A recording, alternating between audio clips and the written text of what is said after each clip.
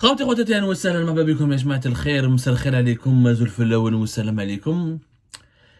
Bon, depuis l'élimination d'Algérie en Coupe d'Afrique des Nations, le football est en plein cœur de l'actualité algérienne, notamment en ce qui concerne le conflit autour de la personne de Belmadi, comment il a refusé, ça a accroché, il n'a pas voulu démissionner, ensuite le fait qu'il a réclamé 7 millions d'euros d'indemnité à la Fédération algérienne de football, le conflit qu'il oppose à l'actuelle direction de la FAF, qui ne lui a proposé que 600 000 euros de réparation d'indemnité en échange de son départ, le risque que ce conflit va atterrir sur le bureau du tribunal des instances chargées de régler les litiges sportifs au niveau de la Fédération internationale de football, les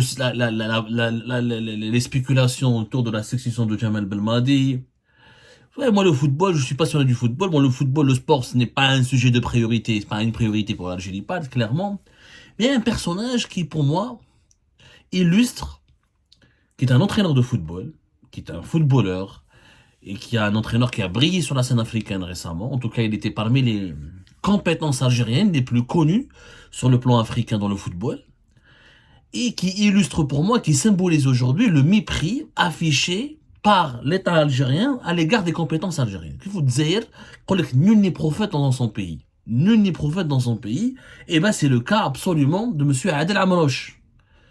Adel Amrouche, cet Algérien qui a entraîné plusieurs équipes africaines, cet Algérien qui a entraîné en Belgique, cet Algérien qui a quand même s'est illustré, qui a qualifié plus des nations africaines à la Coupe d'Afrique des Nations. Vraiment, il n'est vraiment pas prophète en son pays. Nul n'est prophète en son pays. En tout cas, c'est certainement pas Adel Amrouche. Adel Amrouche, pour moi, j'ai analysé tout à l'heure, je discutais avec un ami. Je dis, mais pourtant, ça mériterait qu'on en parle. Franchement, ça mériterait une émission. Tout le monde se pose la question, qui doit succéder à Jamel Belmadi? Pour le moment, on parle que de grands noms. Vaidal Lozic, on parle d'un entraîneur portugais qui m'a le célèbre Carlos Queiroz. Certains proposent des noms encore plus prestigieux. D'autres ils veulent des entraîneurs français. D'autres ils veulent le Renard. D'autres ils veulent où j'ai proposé le retour de Vaidal Lozic. Mais personne n'a pensé Hervé Renard. Voilà. Personne n'a pensé à Adel Amrouche. Pourtant, quand on voit le parcours de Adel Amrouche, il force le respect. C'est quelqu'un vraiment qui force le respect. C'est Ouled El Qouba, c'est un Algérien pur souche. Il connaît le pays, il connaît la mentalité algérienne. Il connaît aussi, il est jeune, à 55 ans. Il a surtout une sacrée expérience en Afrique. Mais sa compétence, elle est totalement écartée, elle est totalement méprisée. Il est méprisé, ce gars. Personne n'a cité son nom parmi les potentiels successeurs de Jamel Belmadi ou les potentiels entraîneurs qui peuvent entraîner l'équipe nationale. Et pourtant, il a du parcours, ce monsieur. Il a entraîné récemment la Tanzanie 2023-2024. Auparavant, il a entraîné le Yémen 2022-2023. Avant la Tanzanie, il avait une expérience au Botswana 2019-2022. Il a entraîné le Burundi de 2007 à 2012. Il a entraîné la Guinée équatoriale en 2004. On a bien vu que la Guinée équatoriale, je sais construire, elle est devenue une nation intéressante au niveau du football africain. Et il a entraîné un club africain qui s'appelle le Daring Club Motema Pembe, qui est un club congolais entre 2002 et 2004. Il a une sacrée expérience en Afrique. Il a même entraîné la Libye de 2018, mais pas pendant longtemps, de mai 2018 à octobre 2018. Il a entraîné le Kenya de 2013 à 2014. C'est franchement, il a de l'expérience, ce mec. C'est un monsieur qui connaît réellement le continent africain. Il est du Kenya, Botswana, Tanzanie, Burundi, un club au Congo, la Guinée équatoriale, le Botswana. Au moins 7 étapes durant son parcours. Elle a dit juste entre 2004 jusqu'à 2024. Et durant ces 20 dernières années, il a entraîné davantage des équipes des sélections nationales africaines qu'autre chose. Bon, il a eu une expérience l'USMA, qui a été courte, en 2016. Il a eu une expérience Mal Mouloudia, qui a été courte aussi. Il a eu une expérience dans un club en Ukraine, Volyn Lutsk. Il a eu une expérience aussi avec un club turc, le Gençlerbirliği Spor Kulübü, bon, Ankara, c'est un club qui est basé à Ankara, excusez-moi, je ne maîtrise pas encore très bien le turc, c'est un entraîneur qui force le respect. C'est vraiment l'une des rares compétences sportives à l'étranger qui a réussi. Quand tu es sollicité par autant de nations africaines, dont certains ont pu percer, comme la Guinée équatoriale, voilà, dans des championnats africains qui commencent à donner naissance à des clubs respectueux, comme le championnat congolais, euh, personne n'a fait appel à lui, personne n'a pensé à lui. Pourquoi? Parce qu'on a un complexe. Toujours le complexe du colonisé. Si un Algérien n'est pas né à l'étranger, ou là n'est pas né en France, ou là n'a pas de double nationalité, ou là s'il n'est pas étranger tout court, s'il n'a pas un nom étranger tout court, s'il n'est pas occidental, ou là, les Algériens et les Algériens ne lui reconnaissent pas une compétence, ne le respectent pas. Faut qu'on le صراحة. On a vu la Coupe d'Afrique des Nations, c'est la deuxième Coupe d'Afrique qu'on est éliminé pour le météo. On a vu les joueurs binationaux n'ont pas du tout brillé. C'est pas parce que tu es né en France ou là t'as fait des grands clubs en France ou là ailleurs en Europe que tu peux forcément réussir en Afrique. Ou on a des équipes comme la Mauritanie, qui m'a la Guinée équatoriale, qui m'a la Guinée, qui m'a le Cap-Vert, avec des joueurs beaucoup plus modestes. Et dans l'Afrique du Sud, composé par exemple de joueurs qui jouent essentiellement sur le continent africain, bah ils brillent, ils réussissent le Coupe d'Afrique des Nations. On a ce mépris de la compétence algérienne.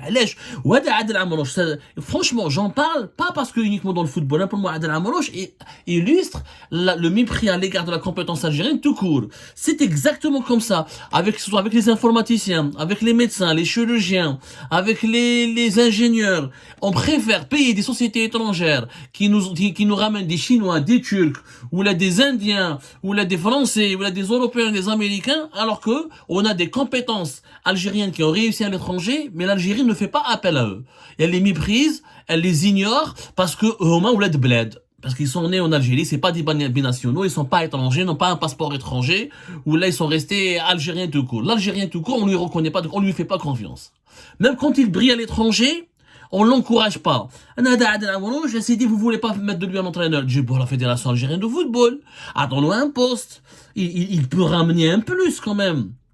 Même en tant que joueur, il a fait CRB, l'OAMR, il a une sacrée expérience dans plusieurs clubs belges. De 1994 à 1996, il était en Belgique. Il est diplômé de l'Institut supérieur des sciences et de la technologie du sport. Il a aussi une licence UEFA Pro délivrée par l'Union royale belge des sociétés de football association, donc par la Fédération belge du football.